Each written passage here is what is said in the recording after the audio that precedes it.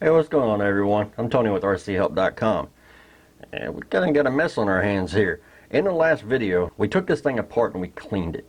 Unfortunately, that battery died, the battery and the camera died, and I lost audio, so we kind of skipped over cleaning plastic. But, I mean, come on, we're cleaning plastic here. So, one thing I do want to point out in this video, in order to get some of these bearings out, I'll just go ahead and pop one in. If you will grab your input shaft and put it in there, and as you are sitting here wiggling side to side, pull out on it. So just slightly pull out. It does take a little bit of time and a little bit of effort, but you will eventually get that bearing out. That also works for the bearing inside here. So I went ahead, removed all the bearings, and cleaned the inside of the case to where it's all kinds of pretty. I did not remove this gear because that bearing feels fantastic. I did check to make sure that bolt and this nut is tight, and it is. There is still a little bit of rock in it, but you're not in reverse that often unless you put your differentials in backwards. Then you're going to be running on this bearing all the time. So differential, very important, and I will be pointing that out in a future video. But in this video, I wanted to show every step of putting these transmissions together, including putting all of the gears together. This row right here is going to be your 1-2 gears. This row right here is going to be your forward reverse gears. I almost cut my finger on my X-Acto knife. This is going to be your input gear. We're going to put every bit of it together. I do want to point something out in the very beginning of this video. If you have a truck and everything's installed, you hit the throttle, the engine's revving to the moon, and it's not going anywhere, check this pin right here. That pin goes through this gear right here.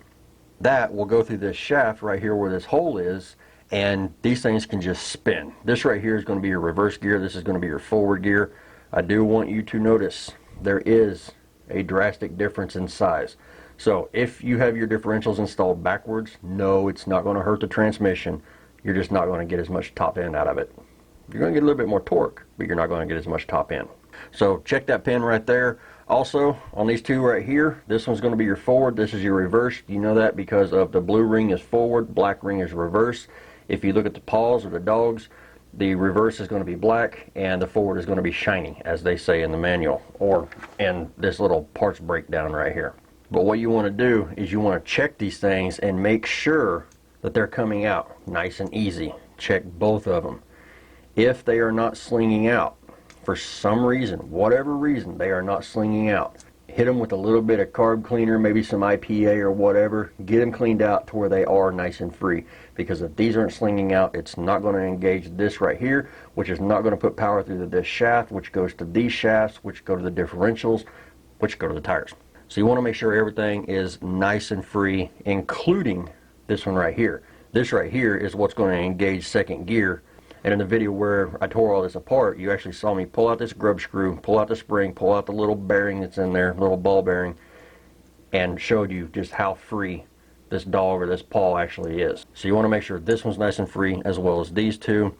Make sure that pin's not sheared, and just make sure everything's in an overall good condition.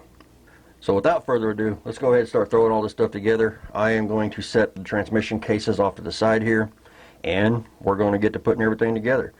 Alright, so I did have to reset. I forgot to put a shim in here, and I thought I'd just, reset the entire thing. One thing I did forget, on here, there is another little shim, so we will pull that off and put that right here. Now, we're just going to put all this together. Pay close attention. Alright, put that first little shim on. Fantastic. Alright, now we're going to put this on. We just need to put the bearing down inside there, make sure it seats. Go ahead and put the shaft through there. Make sure your shim's still there. Now we're going to grab our first gear. Do not oil this one-way bearing. They sell oil that is specific to a one-way bearing. It has to grab this shaft. Don't just go and throw 3-in-1 Marvel Mystery Oil on it or something. So seat that inside that bearing. Now we're going to grab our shim that I forgot last time. Put that on. Here's our first gear. Here's our reverse gear. Then we want to rotate it. We want to find the hole in the shaft. You want to look for your threads. Put your pin down through there. Grab your Allen driver. And basically screw it down until the end of it is right even with the end of this gear right here, the plastic. Right there, we are perfect. It's snug, and there we go. our 1-2 gear set is complete. Don't worry about the play here in second gear. That's completely normal. Go ahead and set that off to the side. Now we're going to start on our forward reverse gear set. Alright, on this one, forward is going to be the longer side, reverse is going to be the shorter side. Forward has the blue ring, reverse has the black ring. Again, forward has the shiny dog or the shiny paw, and the black gear is going to have the dark or black paw or dog, whatever you want to call it. These bearings do have a metal shielded side and a rubber shielded side. You want the rubber shielded side facing out. So we are going to just throw them in there real quick, even though they just set in real easy. We're going to put our forward on. Then we're going to put our little collar on right here. Next, we're going to put our little selector on right here, our little slider. Put our reverse gear on. And don't forget your shim. Right there is your forward and reverse gear set, and this should slide all kinds of free and party. Alright, we'll set that off to the side. We'll grab our transmission cases. Now what we want to do is we want to put all 6 of the bearings in here. Again, these are going to have a brown side and a green side. The way they come out, the green side was facing in, so that's exactly how I'm going to put them back in. All of these are going to be the exact same size, so don't worry about where they go. We will just pop every one of these in here. Turn around, there we go. One last bearing. Almost put that in backwards. As you can see, all 6 of them are in there. I had a little bit of my towel caught in one of them. So now we're going to go ahead and get the gears installed. The first thing I'm going to install is the forward reverse. You need to take your forward reverse fork. I just noticed this one actually has a little bit of wear. It does have little rollers on the ends of it. This one's got a little bit of wear right there. So, well, not really much I can do about that now. Don't worry about that shim. And then what you want to do is you want to put this shaft into this bearing, and you want to put this shaft into that little hole right there. And you don't want to drop it like I just did. Like I said, it does not have to be this hard. I'm trying to do this on video to where you guys can see everything. And yeah, that makes it way more difficult. Alright, let me check, make sure my shim's still in there. Go ahead and get the fork slid in. Then we can get the output shaft slid in. One thing to note, look down in there, make sure that reverse gear is actually sitting on the idler gear and is meshed with it, not just sitting on top of it. And there we go.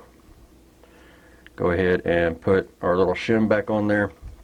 Alright, so we got our 1-2 gear set here, and the easiest way I found to put this in, it's still kind of a pain, but just push down on your gear, push in on your plunger to put this thing into forward. Why are you not moving? That kind of, I guess I had it in a little bit of a bind.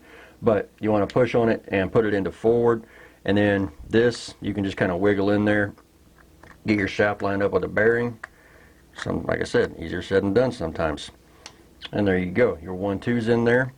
Now we grab our input gear set, put it right there. Everything's moving.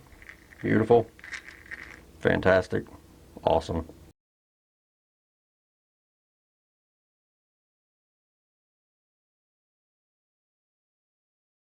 Alright, so now it's time to put the other side of the transmission case on. This shaft right here is going to go into that bearing right there. This bearing right here is going to go over this shaft here, and then the blind bearing is going to go on this one here. Locate your input shaft. There's your output shaft. As long as this goes together easily and you don't have any gap right here, it's perfect. Spin it, make sure it's nice and free. You can kind of see the output kind of move there. That's completely normal. Move the output. Fantastic. Make sure your forward reverse selector moves. Perfect. Now it's time to put the screws in. If you remember in the teardown video, we had one oddball. That one oddball is the one that has the hole on the other side of it. That should not be like that. But that's where it goes, and that's where it's going to go back. I am just going to go through and stick all these screws in there. That way I can tighten them down all at one time. Alright, with that, I'm going to start with the big wood screw.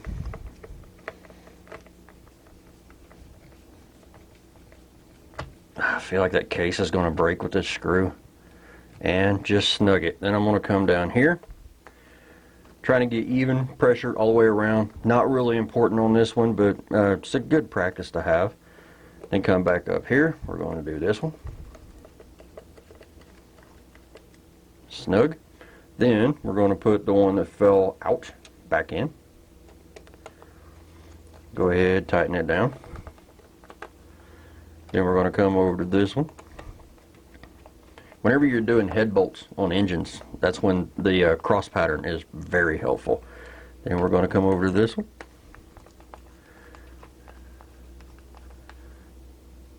And finally, we're going to do this one. Some of you guys are saying, why am I watching you screw in screws? Because I promised everybody that I'd do a more in-depth video. And that's what this is. Alright, make sure everything still spins free. Perfect. Now we can start putting stuff back together. I'm going to start with this little piece of rubber. Go ahead and just pop that on there. That's how you adjust your 1-2 shift. So now I'm going to put on my output shafts. On the output shafts, I like to have the little Allen keys, the Allen head, facing the same direction. It's not important, but that's what I do.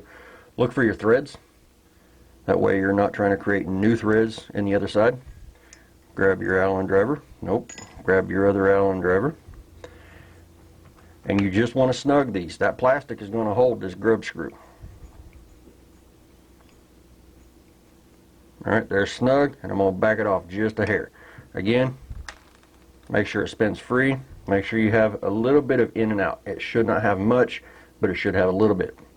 Alright, now we're going to go ahead and put this other one on. You want to find your threads, and then on your adapter ring you want to find the larger hole. As you can see, there's the size of that one. There's the size of that. That's going to be the smaller hole. That's where the pin's going to go. The larger hole is where the head's going to go. You want to locate your threads. The big hole goes to the threads. Locate your Allen driver here. This isn't important, but that's the way I do it. Slide that on. Make sure your hole's lined up. Grab your grub screw, pin, whatever they call it, and screw it in. Again, I just want to go kind of snug. If you go all the way snug on this one, as you can see, that pin's kind of sticking out right there.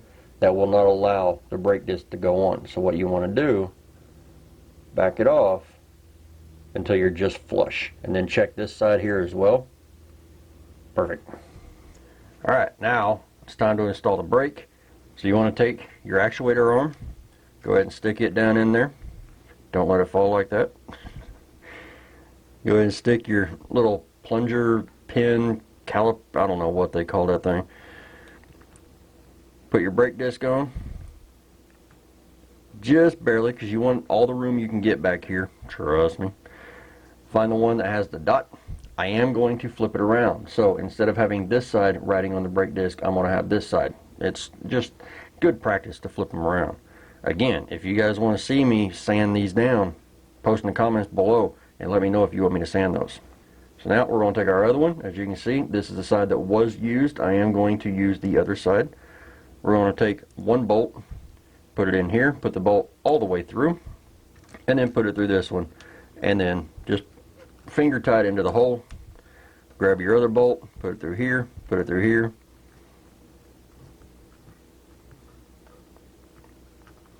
Then you can grab your Allen driver, the other Allen driver again. Push your brake disc down, just like this, and then hold pressure right in the center. And what you want to do is you want to screw it in just until it touches. So right about there. And then you want to do the same thing for this side here.